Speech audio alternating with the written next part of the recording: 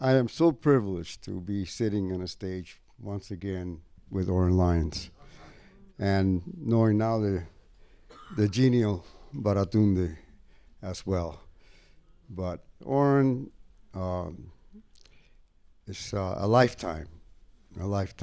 It's been 50 years since we met, and since I hooked my activist star on their work, sometimes very intensely with the Haudenosaunee and following their particular strategy about particular issues, sometimes just as a symbol for me, as a guiding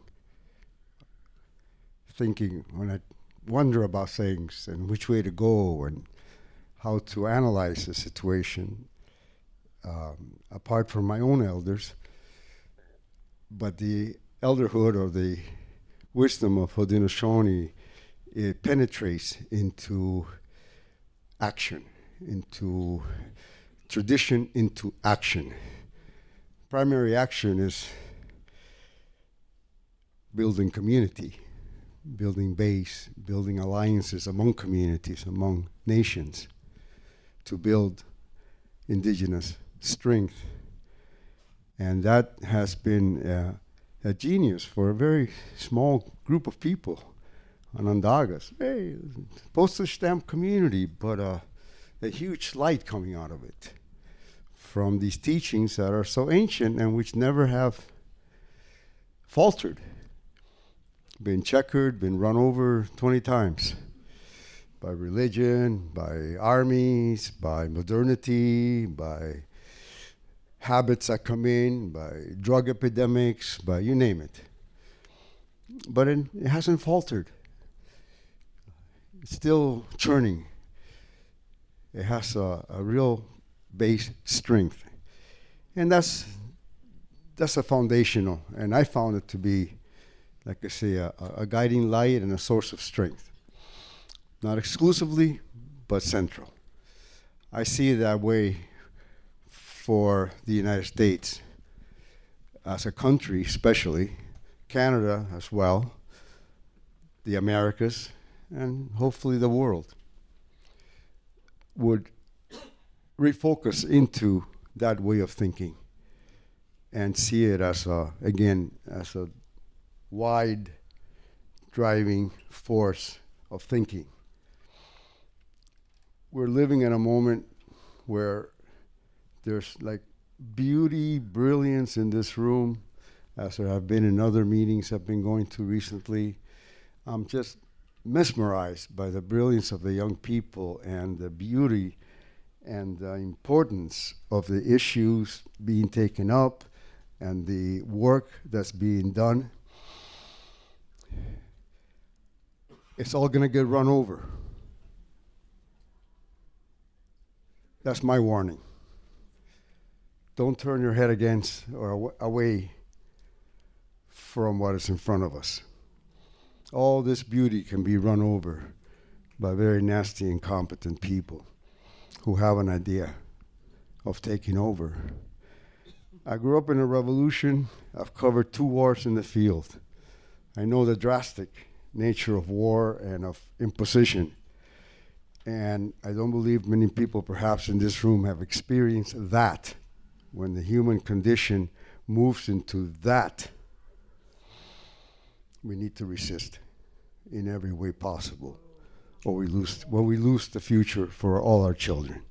So I'll just start with that.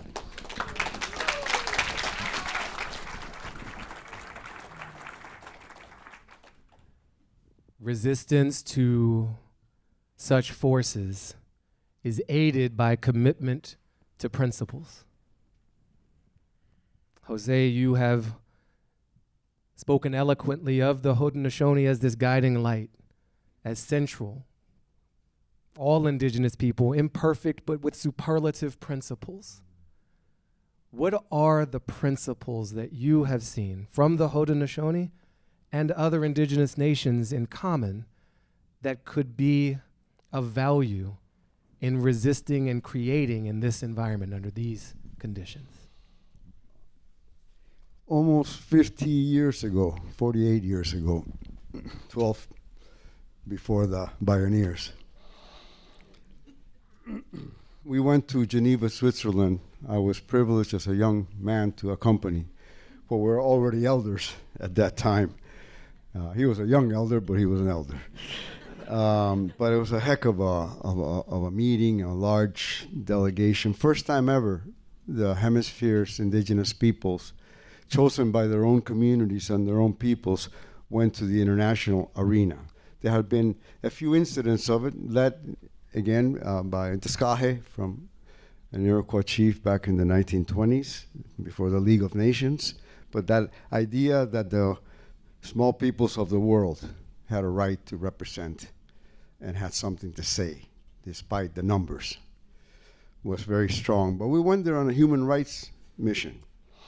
And I remember one session, I was interpreter. They kicked out the Spanish interpreters from Spain and recruited me to interpret for 4 days in a row or 5 days in a row. But it was great because it was between all the indigenous delegations. And we were figuring out what would be the messaging, who would be doing the speaking, and what was the basis of our unity. And a lawyer, indigenous lawyer from Colombia, I remember, he said, well, our common history of oppression is the basis of our unity. Our common history of oppression is the basis of our unity. Made sense. Folks began to think about that. They were there representing human rights cases, and the oppression was evident. But a chief of the Six Nations, a Seneca chief, by the name of Corbett Sundown, I'll never forget, he stood up. He said, no, that's what happened to us. That's not who we are. I thought that was...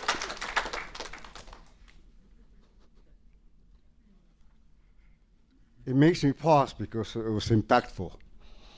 And he invited everyone to come to his Thanksgiving tobacco burning ceremony, which he held the next day.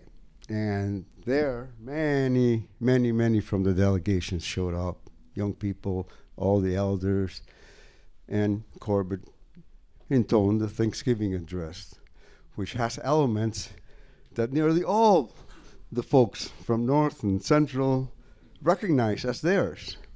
The altar in the four directions, the use of the tobacco, the appreciation, spirit appreciation principle that has to be in every ceremony.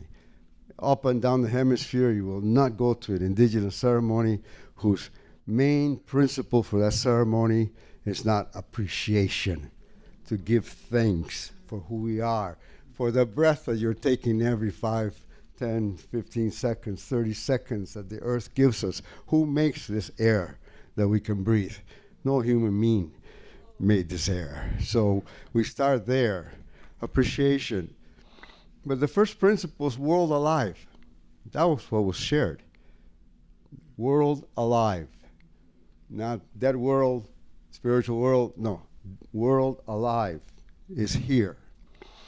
That's principle one. So you live in a world of other beings. What was the phrase today? Beyond human or more than human? Interesting one. Thanksgiving, I mentioned. It's in every ceremony. Reciprocity has been mentioned. Today for you, tomorrow for me. That's community economics. Reciprocity. Our principles. One which is more difficult to talk about, but very, very intricate, duality. The duality of nature. Everything in the world has a duality, if you look for it, and the energy in between. And the principle of consciousness, of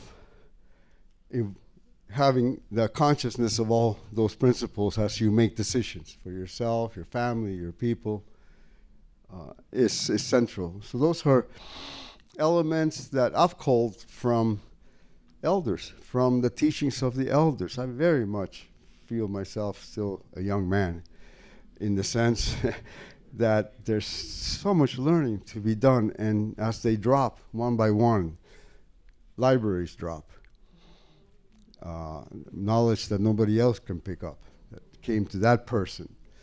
So that's our world, I think, of thinking. It's not uniform, it's not perfect, but I've seen it grow. I've seen that grow and grow and grow. So we have this.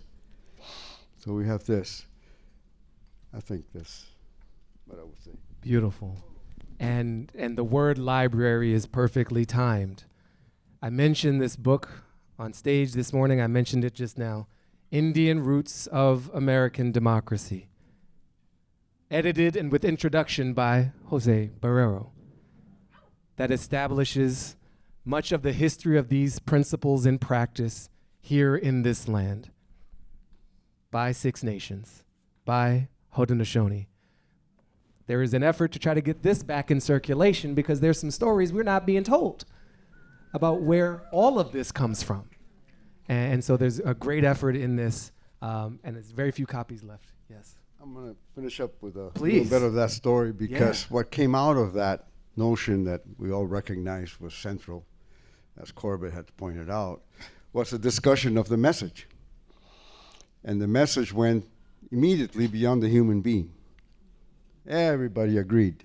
We came here to talk about major human rights issues that were going on, massacres in Guatemala, massacres in Nicaragua, whole villages being razed to the ground. It's amazing, the genocide that took place at that time and during those years. So these were the cases that were coming up. We were taken to Geneva. But they told Oren as the main speaker that day, as the first speaker, you talk for the Mother Earth. All agreed. Indigenous talks for the Mother Earth first.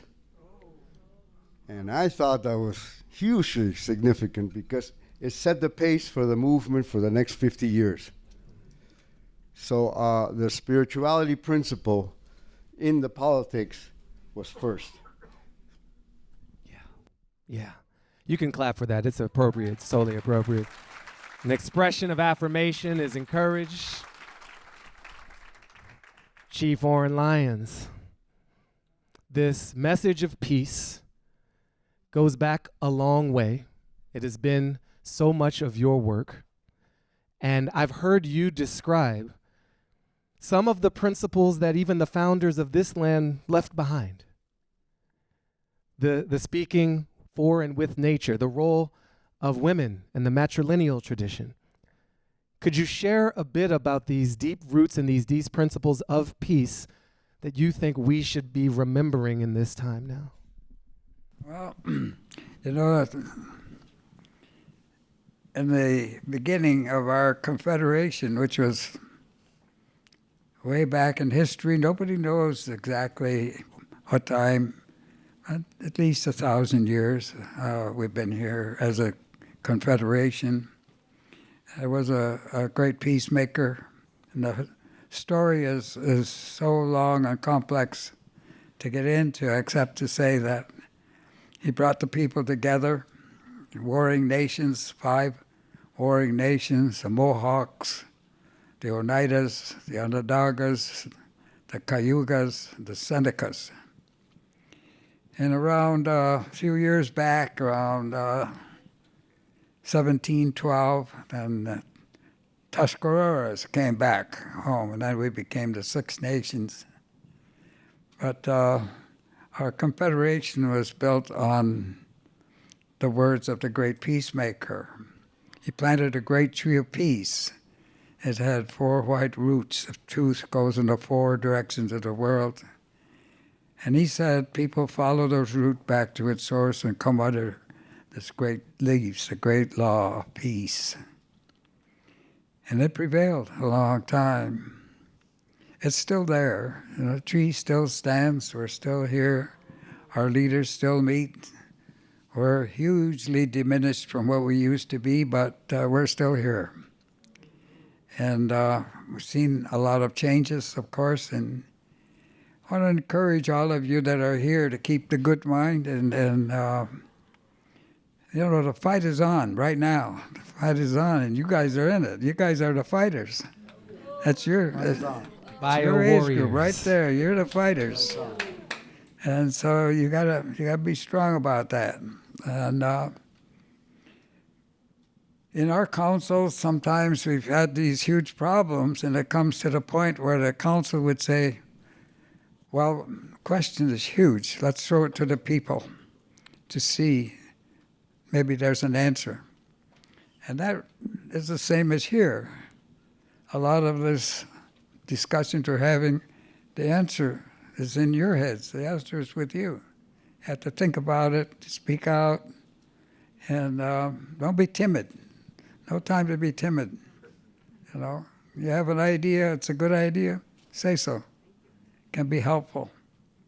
Because this is a common cause, you know, the human beings we come in all colors, you know, we're red, we're brown, we're white, we're black, you know, but we're all humans. It's like the dogs. The dogs come in all colors and shapes, but they're all dogs. And we're the same. And so we're a family. We're a family. We're relatives. We're closely related because we can change blood. Right out there. Right here in this room, everybody could change blood. And you can't get closer than that. Keep that in mind. You know, this idea about white people, black people fighting and so forth. No, we're just folks, common people, living together. And the issue is always peace. Think of that great tree of peace. Reach to the sky, he said. Sitting on top is the eagle. He watches for everything. And under the long leaves are the good minds. That's you. That's you. The people that are here are the good minds. And so we're going to be positive in what you do. And even the circumstance we have today, well, that's it. You know, every generation has its fights. It's all the way through. This one is it right here. And I've been here a while now. So my perspective is a long perspective. It goes back a while. And I've seen so many changes, it's just astonishing. You know, when I grew up, we had to harness a horse, put in a wagon, put a plow and stand behind that plow and have a horse pull through. And now we got vehicles flying to the universe. It's astonishing what it's done in a short time, the 70 years. And it can go on. It can go on. We're in a serious discussion right now in the whole world, but it's good minds that have to prevail, and you have to stand tall and be there. And it's meetings like this where you regenerate yourself. And I enjoy this Bioneers. I like the Bioneers because of you guys. Because you guys got good, strong feelings. You're young people, and you fight people, and old people. All colors. Nice. Nice. Just like dogs, apparently. So Thank you. Chief Lyons, it's official. It's Haudenosaunee doctrine now. We're listen to the elders. I'm of a mind to take us in two different directions. And so I'll just feel it out. The current moment is extraordinary. The aggression, the violence, the separation. Chief Lyons, how are you experiencing this moment at Onondaga in the nation? What are you seeing? And then, Jose, I'll ask you what you're seeing more broadly. But Chief Lyons. I better get our act together, that's what I say. But it's meetings like this that regenerate that, you know, just to get the feeling of community. We're a community, big one. Whole world's a community. And that's, you know, that's where it lies. Because in the community, there's peace. That's what makes the community. And in that community, there's leaders that keep the peace. And there's ways to deal with problems, you know.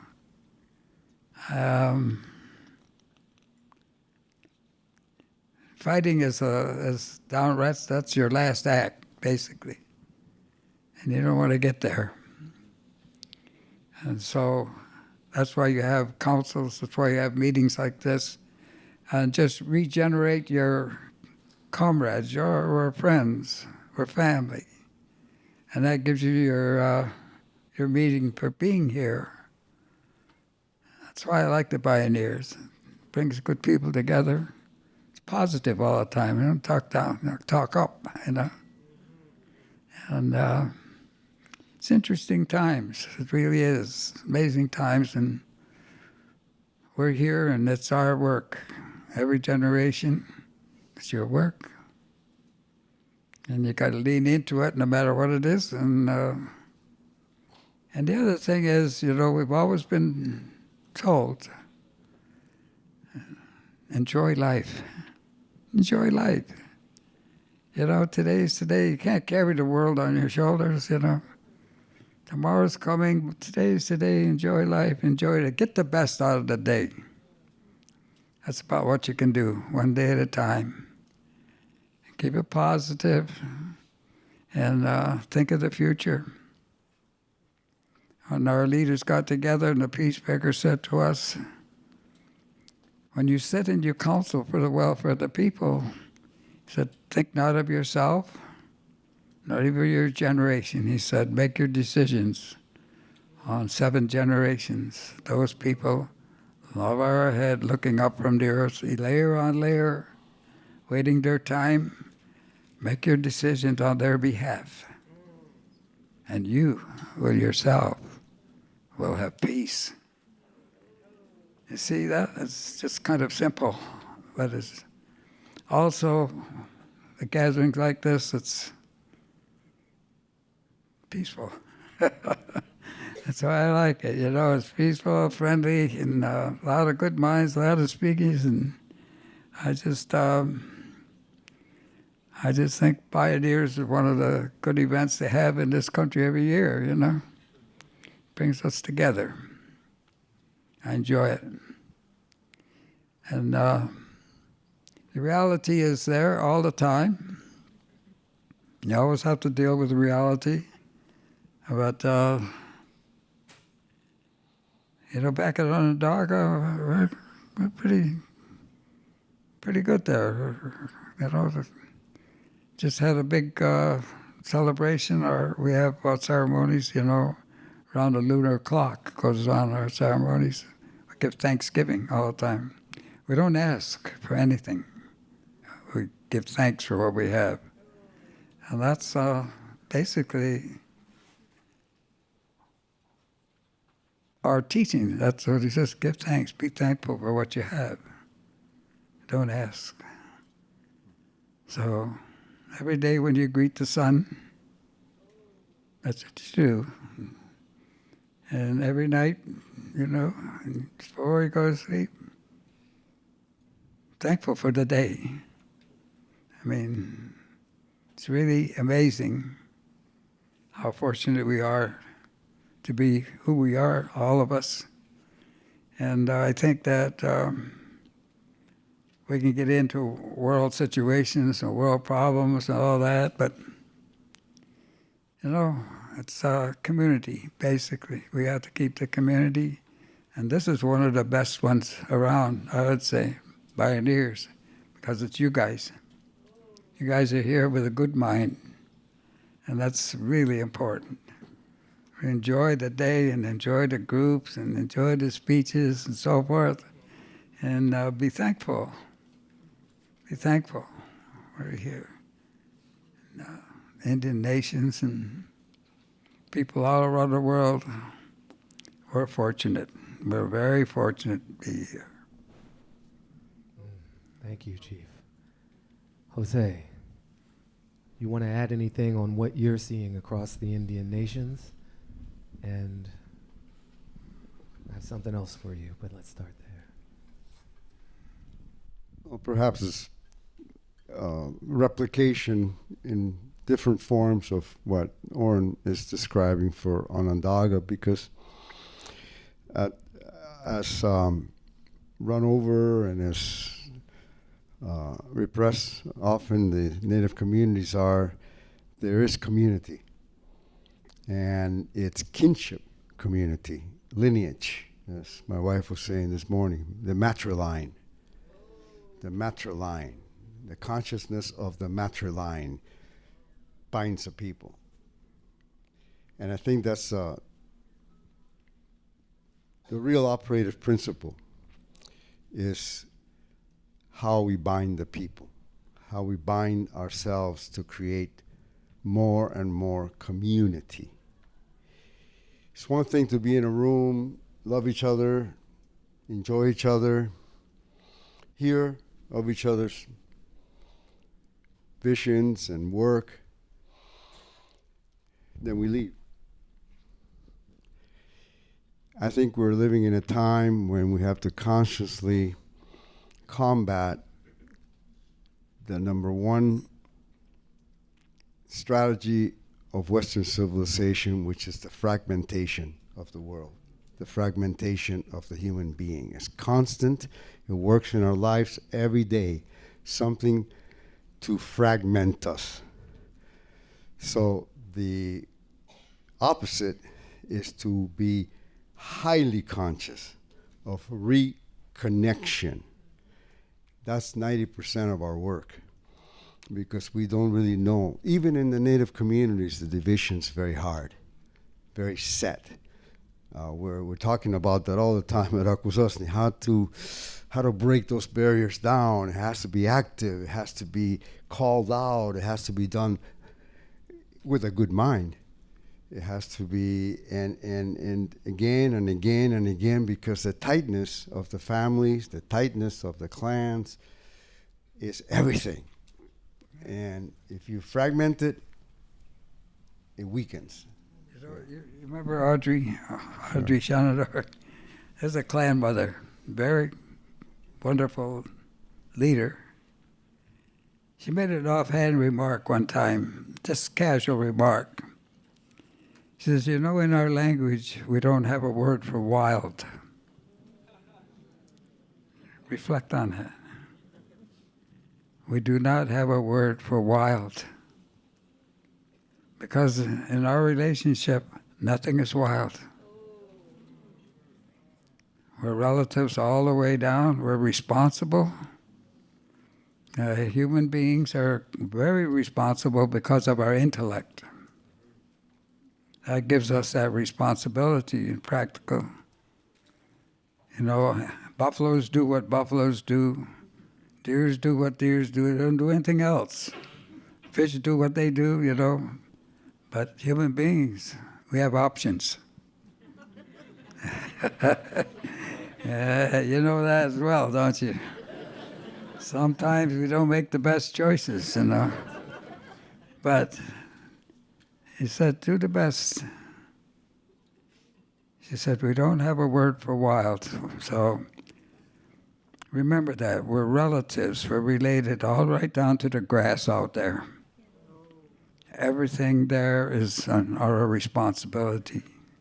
Right down to the little bugs walking. Those are our responsibility. Think about that. And if the human beings all took that responsibility, understood it clearly, that would be great peace. That would be really great peace. And so when I think of Audrey and the casual remark, we don't have a word for wild. It's not in our language, because nothing is wild. Wild West didn't get wild till the cowboys got there.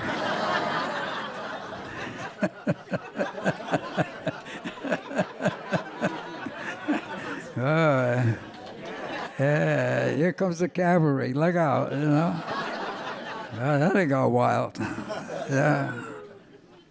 But it's things like that, And my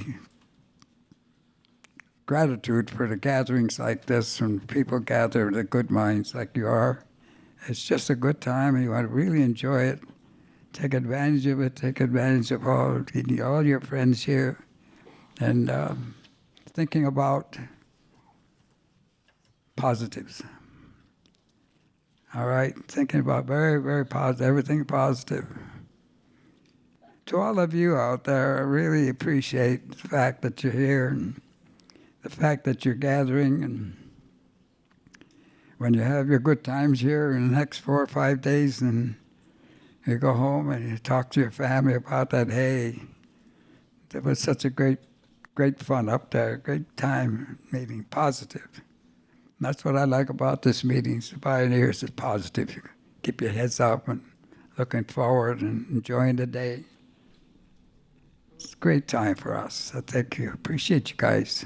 Appreciate you being here. And I just enjoy being here with you. We appreciate you, Chief Lyons.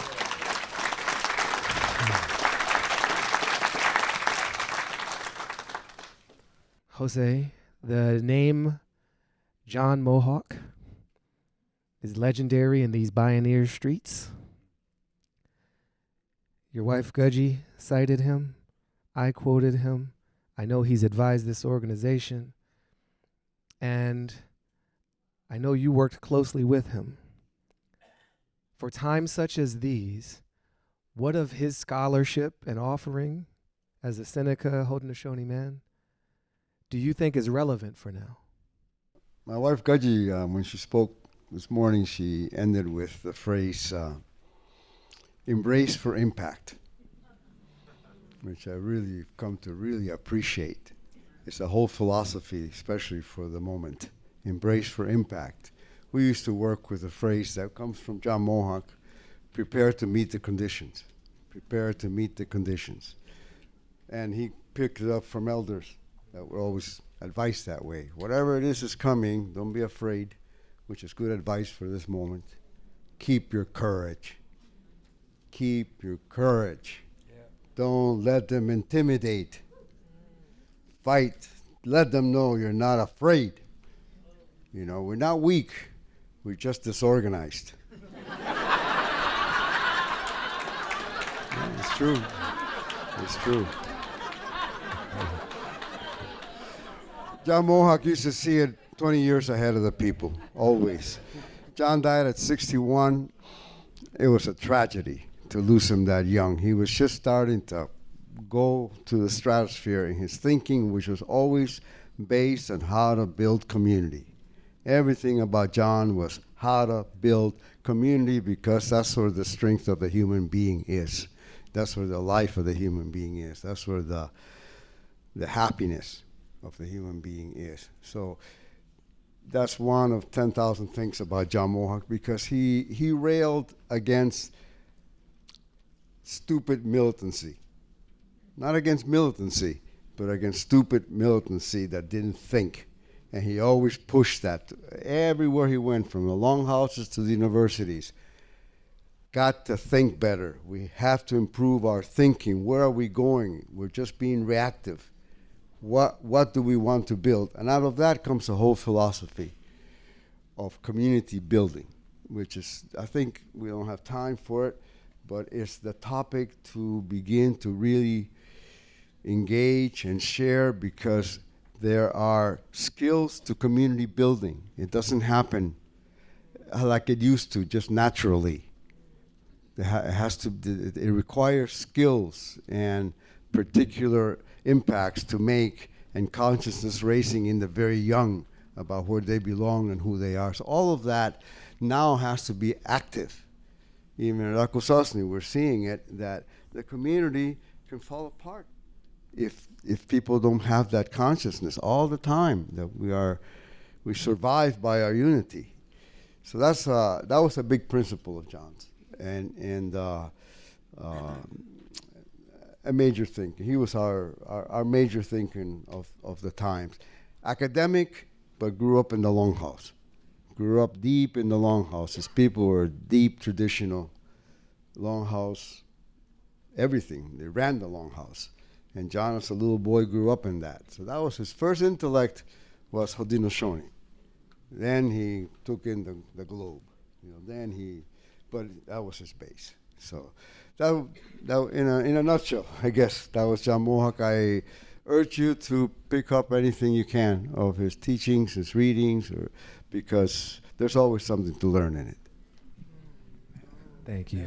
Thank you. Women got to speak up. In our society and our system, we have leaders. A clan mother, she chooses the leader, the chief. She can remove the chief. How's that for her? That's old. That's old. And we're matrilineal. We go by the mother and we don't go by the father. So how's that? Again. So she chooses, the leader has a partner, and then there's a faith keeper that's male and a faith keeper that's female. You hold that microphone. And they run the family, the clan. And then they sit in the council. They sit in the council and the leaders, but it's a clan mother. And she can remove this leader for malfeasance. She don't tell him what to say, but don't do something wrong. Chief Lyons, because he's watching. What are the clan mothers looking for in a leader? When they look at the kids, what are they looking for? Well, she sees the leader. Mothers, as you know, your mothers out there. You can look at a bunch of kids there and pick the leader. About 2 minutes. Oh. She watched him grow up. She's got a place for him, but watching. So your leadership is not just a vote. The way you guys choose your leaders, holy smoke.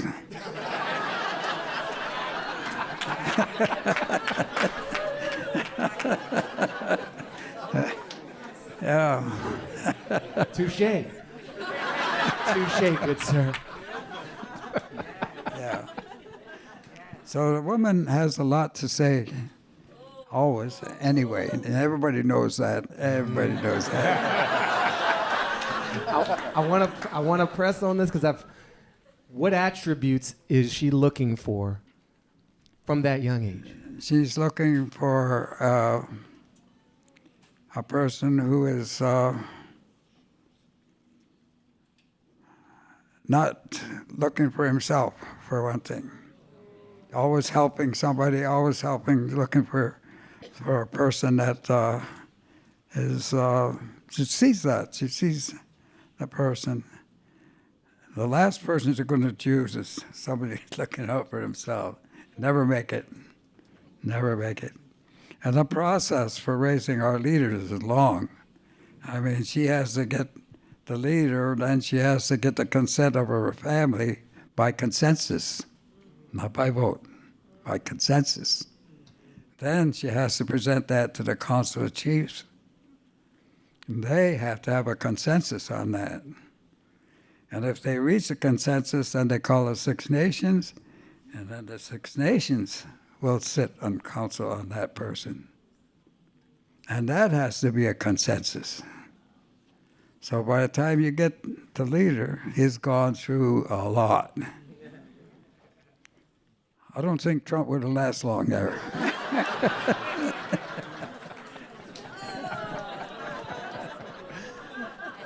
Thank you for that. As Chief Lyons and as José have alluded to, there is a lot to this great law of peace. There is a lot to these people of the Longhouse. But these nuggets, these moments, you feel it. There's something timeless, applicable, distinct, and superlative about this. So just thank you. I made a promise. I will attempt to keep it. I ask for your assistance in that. We are not filibustering. We are not senators. We will say our names and from whence we hail. And please make it brief and as clear as possible. And speak loudly. Thank you. Thank you. a privilege to be in this room. Thank you, Kenny, and all. I'm Richard Page. I grew up on Tuscarora land. The younger brothers and sisters who, when they were invited to join, weren't even allowed to speak until they grew. Now it's time for all of us to speak.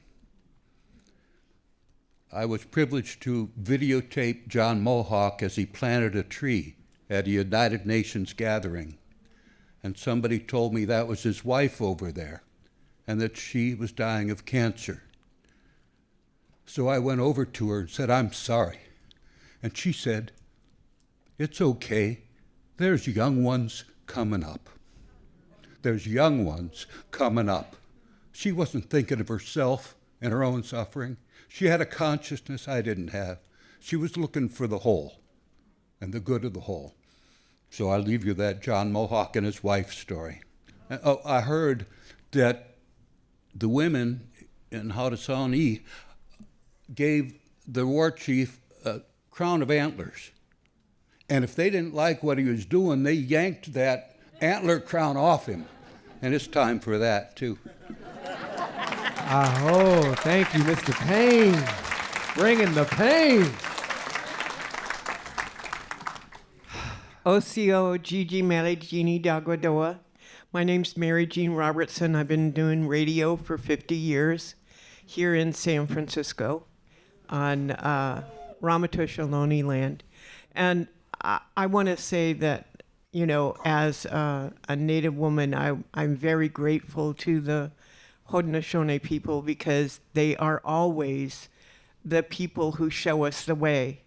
When we deal with radio, we deal with the FCC or the Canadian Broadcasting Corporation.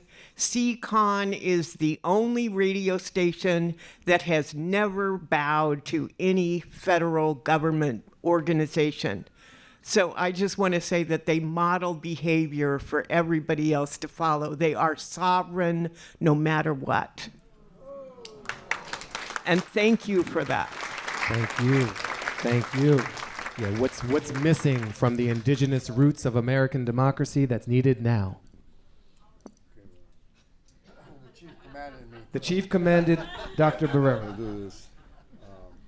There's a lot to be learned from the ancient law, and what was picked up on was the unity concept and the sense of strength that comes from the unity, and some of the structure, even of the tricameral nature of the U.S. government, some of the language, and a lot of attitude that became the American. You know, before the independence, the American was the Indian. With independence, the English descendants, and perhaps Dutch, etc., but mostly English at the time, French, some, they become American. And there's an interesting sort of transitional that happens there. Looking at the seventh generation, looking toward the future in every decision, whether it's 7th generation or 5 or 10, but looking at the future, looking at not just what the decision means today, is completely missing from planning. It's completely missing. Certainly from corporate planning, it doesn't care. As long as the profit's there, that's the only law that has to be taken into consideration. The wisdom of the women, the mothers, the grandmothers, the clan mothers, the wisdom, that's what raises young, good men. Very few good men didn't have a solid female in their life. Very few. You don't get to be a good man without female. Just don't. That's what I've observed. I don't try to put that on anybody. I just see it. It's the women that, if you're lucky enough as a young boy to be loved by older women who care to give you some advice and make you, you're a lucky person. So the women all around, not just in that context, but in the context of leadership, of clan mothers, of program directors, lead, and that's been truncated from human life. So that never quite took hold here, and like that, I think they're attitudinal, because if you come from a position of appreciation, already your character is molded. You start your morning by yourself, your best prayer, the prayer that you make by yourself for the things you love. You do that, the rest of your day, you're going to have an attitude that follows that. You get up snarly because this didn't happen and your milk ran out, or and you stay all day like that. Or your yacht didn't show up on time. Your yacht didn't show up on time. No kidding. That's real problems. That's real problems. So just the attitude that comes from that old principle that everything in the universe needs to be appreciated, from the sun and the stars to the little grass, to everything. And it's in the Thanksgiving address. The opening address for everything in Haudenosaunee is that Thanksgiving address. One can spend a lot of time thinking of the heady pieces of it, and kind of overlook the nitty-gritty of the everyday, and how people need to find principles of behavior and to encourage those principles of behavior with consciousness. It cannot happen willy-nilly anymore, because the forces that are destructive of community are just too strong. And we have no chance of building community. I mean, 20% of America, at least last I checked, used to move every year. Huge mobility. And community, kinship, important. Now, an intentional community over 3 generations will build itself into a kinship community. It's not an ancient tribe, but it's a new tribe. And I encourage it because it's a new form, and that'll give you strength. So just the sense of becoming community needs to be thought about. I remember at one time in 1977, there was a meeting at a place called Loon Lake, of Haudenosaunee activists and leaders looking at the future. And John Mohawk gave a very good kind of a highway to follow in strengthening community. And what he talked about, the 5 areas of sovereignty that a community must self-conduct in order to be self-driving, self-determined, in the native context, sovereign. And how in each of those areas of human activity, the people should be conscious of reconducting themselves towards sovereign, towards self-determination. This is particularly applicable to indigenous communities in the way he was expressing it. And so that is land and economy, health and reproduction, education and socialization of children, spiritual connectivity, spiritual ceremonial life conducted by the people themselves from their own culture. Could you help me out with the last one? Huh? I'd like. Huh? Jurisdiction governance. Obviously, self-governance. Well, I grew up in a community, and in our community, every man is an uncle to every child, and every woman is an aunt to every child. And you can run in and out of anybody's house, and you're always welcome. And once in a while, the elder would say, "Oh, who's your mom? Who's your dad? Oh, you're one of the Lyons boys." And we were welcome everywhere, any house, any time to eat, sit down and eat. It was just family, really strong family. And you felt safe no matter where you were. It was like extended family. Grew up in age groups. Age groups ran together all over the place. And we had, ceremonies where kids always there. And any Indian ceremony you see, kids all over the place, because the children are just part of that whole thing. In our dancing ceremonies, little kids like a dancing heart, just learning, being with the family all the time, strong community. So everybody is, even in this, every one of you is an aunt and an uncle to every child, no matter who they are, no matter what color they are. It's your responsibility. You take responsibility for every child you see. You take responsibility for everything you see. Take responsibility for the old woman going across the street. You take responsibility. That's community. That's just do it naturally. I mean, it's everywhere. It's all the time. Just be kind. Jose? No, at its best, positioning within any community comes from action. Where you've been, how you've been, who you've been to people. Are you a kind person? Are you generous? Do you reciprocate? All these things will tend to place your capacity into the space that you can fill and from which your own leadership can emerge. But yeah, it takes positive. It takes the good mind. I think that concept of the good mind, like so many things, it's in all our knowing, but it's expressed. When you conceptualize it, when you name it, you can express it. And when you can express it, that meaning can carry. Because if we all think about it, what does the good mind mean to you? And that the good mind is a concept of the culture. It's not just something somebody said. It's a concept. You seek the good mind. Wow.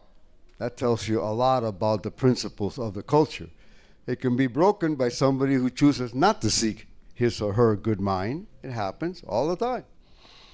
But there is a principle that's stated, just like seventh generation, just like clan mother. When you say clan mother, wow, you're saying something. There's grandma, there's great grandma, but when you say clan mother, you're saying grandma to many families.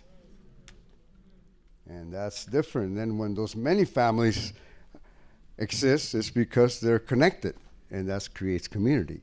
And so it's all about finding it, but also looking for the ways in which it is expressed, so that you can remind the people all the time. Because our job as leaders, whether in communication or governance or whatever, is to remind the people all the time of how they can be good, of how they can love each other.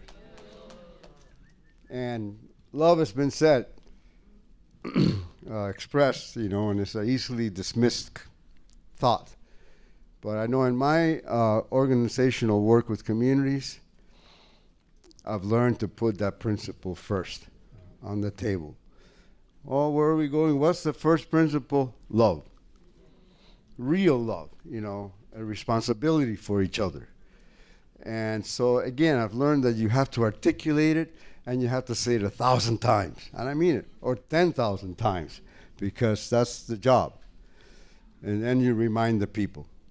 And the people want what's good too, by and large, but they don't hear it often enough. If you watch Fox News every day, you ain't gonna hear it at all. So, and that's the reasoning for this mess right now, is that people are hearing trash.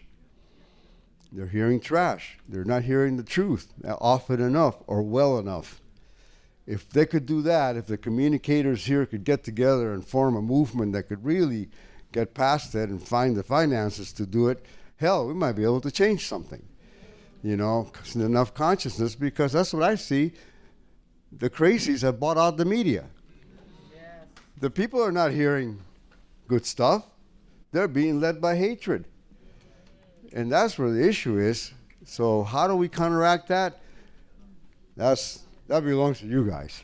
I have had the privilege of sitting with these great men before. Something that emerged from that. Jose, you got to it a bit here.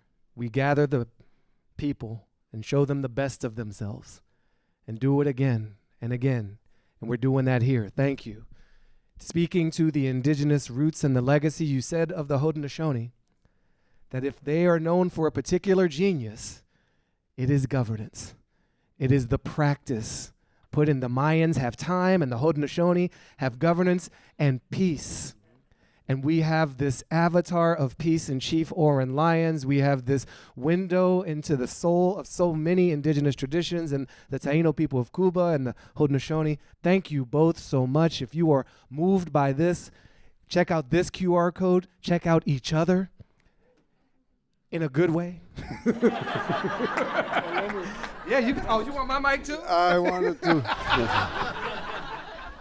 And a little plug here. Yes. For a wonderful book edited by my wife, Gudgy Cook, with 8 women elders. And it's our first foray at putting out deep-seated elder thinking from indigenous women elders. There's 8 of them in the book, and there are many more in the program projects that they're running, because the idea was to bring out and exalt the wisdom of the women elders. It's time to hear the women elders in the discourse. So check it out. We got the memo. We all did. Thank you.